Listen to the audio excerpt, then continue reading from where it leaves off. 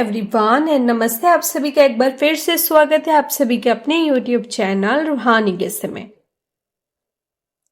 तो दोस्तों, कैसे हो आप सब? आशा करती हूँ आप सभी लोग अपने अपने जीवन में मस्त, खुश, स्वस्थ और व्यस्त होंगे। आज मैं आप लोगों के लिए एक और कहानी लेकर आ गई हूँ और ये बहुत हटकर कहानी होने वाली है क्योंकि एक सच्ची घटना है जो डाकिनी का सौदे के बारे में है। सुन के आप लोगों को लगेगा कि डाकिनी का सौदा ये कौन सी कहानी है, तो मैं आप सभी लोगों के साथ ये कहानी शेयर करना चाहती हूँ।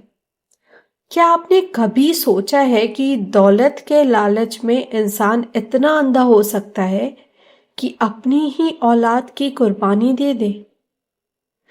आज मैं आपको एक ऐसी सच्ची घटना सुनाने जा रही हूँ जो मेरे ही गांव के पास हुई थी।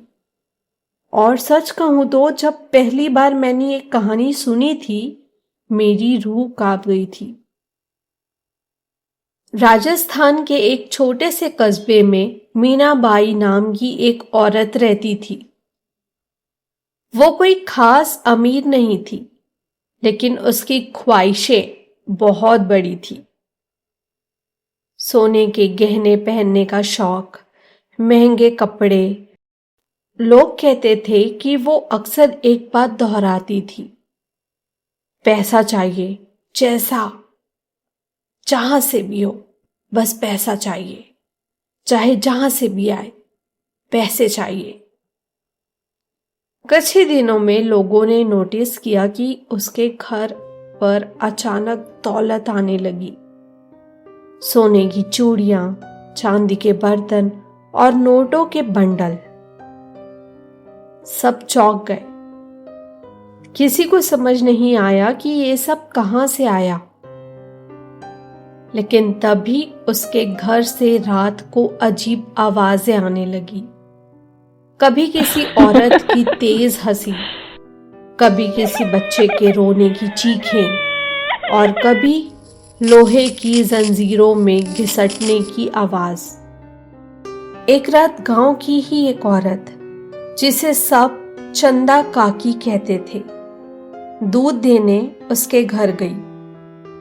वो जैसे ही दरवाजे के पास पहुंची, उसने देखा मीनाबाई आधी रात को लाल रंग की साड़ी पहनकर बाहर निकल रही थी। वो सीधा शमशान घाट की तरफ जा रही थी। काकी डर गई और छुपकर पीछे पीछे चली गई। शमशान के बीचों बीच मीना ने जमीन पर लाल रंग का गोला बनाया। उस गोले के अंदर उसने कुछ कच्चा मांस, नींबू और काले धागे रखे और फिर उसने जोर जोर से कुछ मंत्र पढ़ने शुरू किए। काकी ने साफ देखा, धुएं में से एक काली परछाई निकली और मीना के सामने खड़ी हो गई। वो परछाई और कोई नहीं, डाकिनी की थी। मीनाबाई उस परछाई से कह रही थी, मुझे धन दौलत चाहिए, मुझे गांव की सबसे अमीर औरत बनना है। डाकिनी ने धीमी लेकिन डरावनी आवाज में जवाब दिया, ठीक है, तुझे सब मिलेगा। तेरा घर दौलत से भर दूंगी, लेकिन बदले में तेरा खून, तेरे अपने लोग मेरे होंगे। मीनाबाई ने बिना सोचे समझे सिर हिला दिया और उसी पल सौदा तय हो गया। अगले ही दिन से मीनाबाई के घर पर सचमुच बदलाव आने लगे। दरवाजे पर नई कार, अलमारियों में सोने के गहनों की खनक और हर दिन नए नोटों के बंडल। लेकिन उसी के साथ उसके घर में मौत का सिलसिला भी शुरू हो गया। मीना का पति, जो बिल्कुल स्वस्थ था, अचानक बिना वजह बीमार पड़ा। डॉक्टर ने कहा सब नॉर्मल है, लेकिन अगले ही हफ्ते वो मर गया।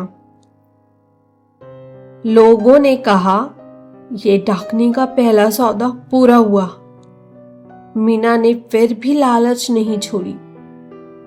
कुछ महीनों बाद उसके दोनों बच्चे भी बीमार पड़ गए। बच्चे रात को अचानक चीख उठते, माँ, ये काली औरत हमें घूर रही है। और कुछ ही दिनों में दोनों ने दम तोड़ दिया। गांव के लोग कहते थे, डाकिनी अपना हक ले रही है। मीनाबाई का घर अब सोने चांदी से भर चुका था, लेकिन वो अकेली रह गई थी।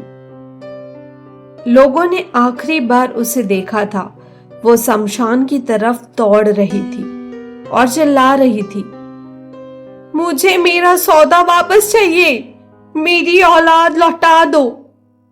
उस रात के बाद किसी ने उसे नहीं देखा। आज भी उसका मकान वीरान पड़ा है। गांव वाले कहते हैं रात के वक्त वहां से औरत की हंसी सुनाई देती है। कभी कभी घर की टूटी खिड़कियों से लाल साड़ी पहने एक औरत झांकती दिखाई देती है। लोग मानते हैं मीनाबाई खुद अब डाकनी बन चुकी है। तो दोस्तों, ये थी मीनाबाई की असली कहानी।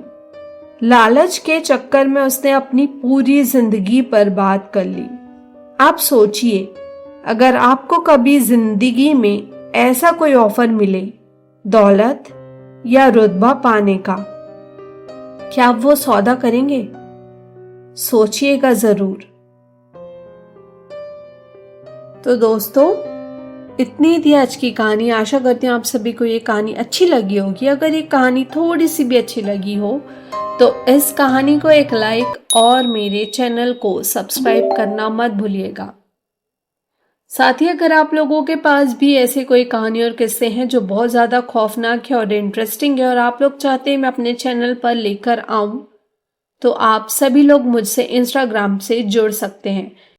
मेरे इंस्टाग्राम का लिंक मेरे चैनल के डिस्क्रिप्शन में मेंशन है।